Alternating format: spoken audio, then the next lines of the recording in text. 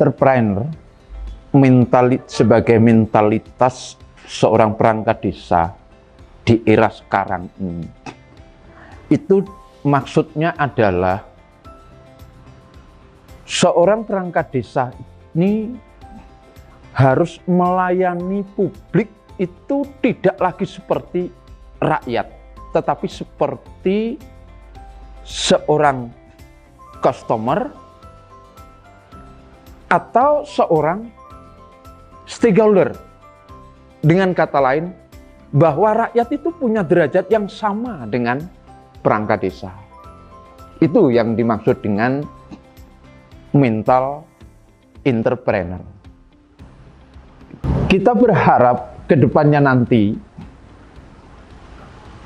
bahwa budaya yang lama, budaya di mana perangkat desa ini minta dilayani, atau dengan sebutan sok jual mahal, elitis. Nah, ke depan nanti perangkat desa tidak boleh seperti itu.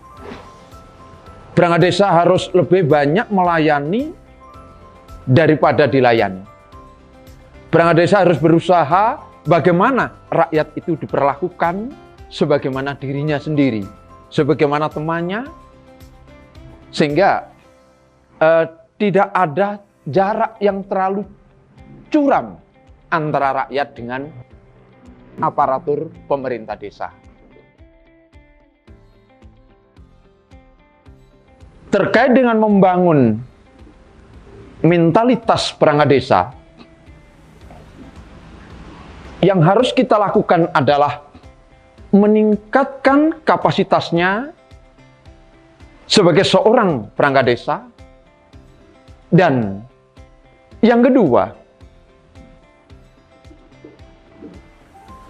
menata mentalnya, menyadari bahwa dirinya adalah abdi masyarakat, dirinya adalah abdi rakyat, dirinya memegang amanah dari rakyat untuk menjalankan sesuai dengan tugas dan fungsinya.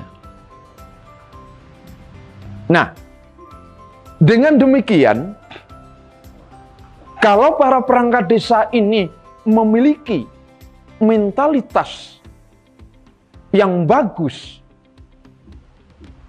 insya Allah tugas kenegaraannya, tugas di dalam melayani masyarakat atau sebagai pelayan publik akan bisa dijalankan baik. Karena apa?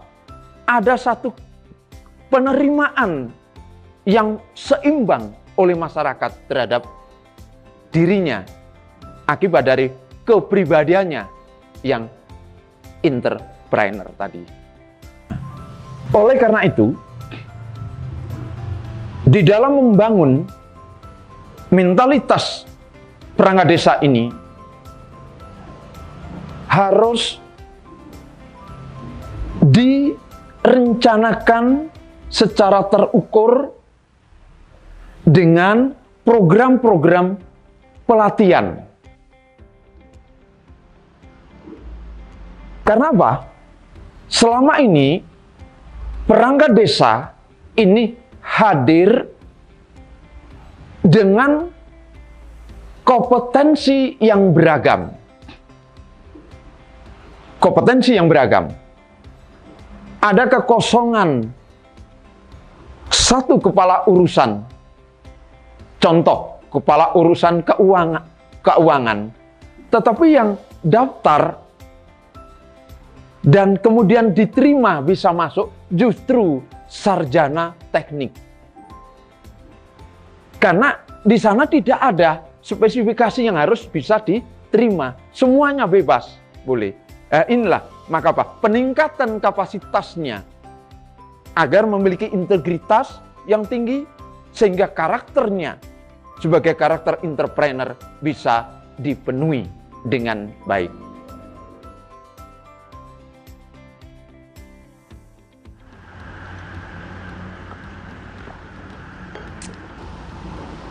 terjadinya penyalahgunaan wewenang ada dua.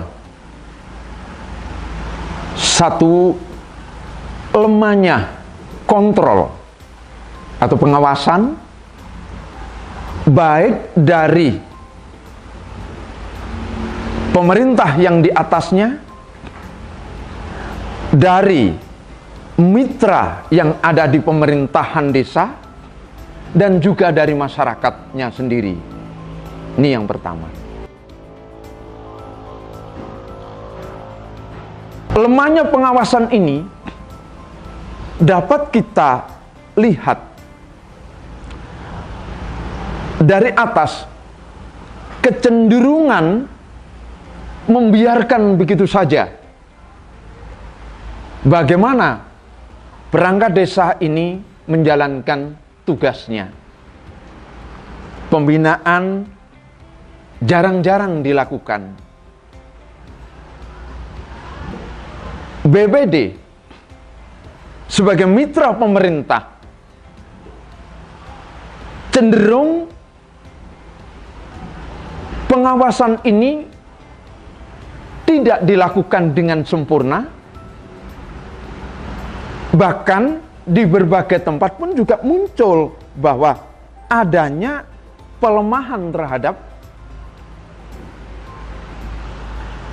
BPD sebagai pengawas.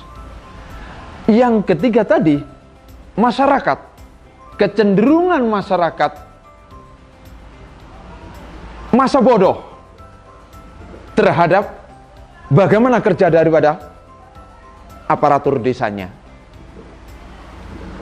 Ini. Yang kedua, yang menyebabkan adanya penyalahgunaan wewenang tadi adalah mental bagi sang perangkat itu sendiri. Ketika lemah pengawasan, maka ada kecenderungan untuk masa bodoh dengan yang lain. Yang penting saya mengerjakan ini ya sesuka gue. Nah, inilah kembali lagi akhirnya apa? Bahwa salah satu penyebab daripada penyalahgunaan wewenang ini di samping pengawasan adalah mentalitasnya sendiri.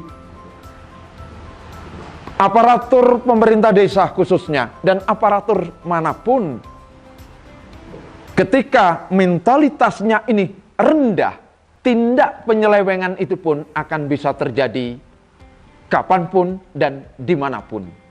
Oleh karena itu, untuk mengawasi bagaimana agar tidak terjadi penyelewengan, sistem pengawasan harus lebih melekat, baik dari atasan, dari mitra atau kelembagaan yang ada di desa. Dalam hal ini adalah BPD yang memang punya fungsi pengawasan, monitoring, dan masyarakat yang selalu secara aktif berpartisipasi, ikut bersama-sama mengawasi kinerja daripada aparatur pemerintah desanya.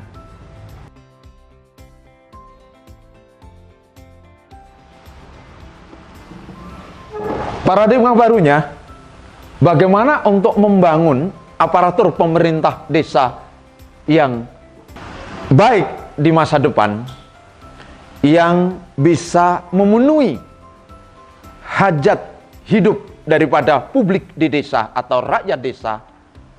Di antaranya adalah harus ada bagaimana perangkat desa ini diberdaya gunakan. Dia harus berdaya guna.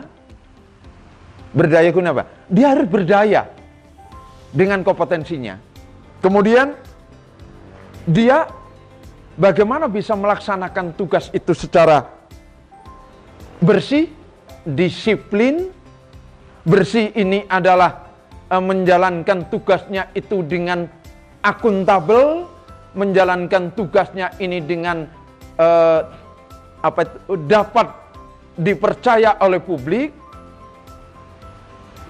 Nah, dengan demikian maka kualitas mental daripada perangkat desa ini, insya Allah akan bisa meningkat, akan bisa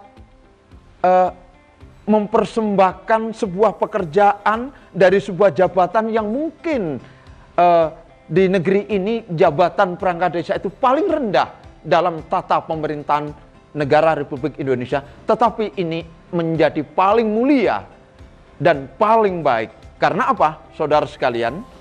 Bahwa kantor desa yang menjadi tempat kerja para perangkat desa itu adalah sebagai pemasok data primer di negara Republik Indonesia.